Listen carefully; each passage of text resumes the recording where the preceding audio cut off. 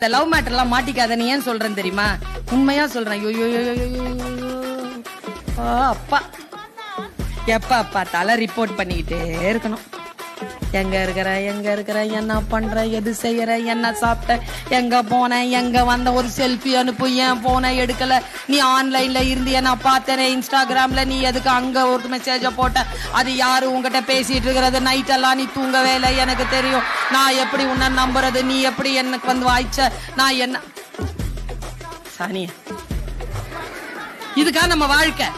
சின்ன வயசு 15, 16, 17, 18 வயசுல இருக்கிறீங்க.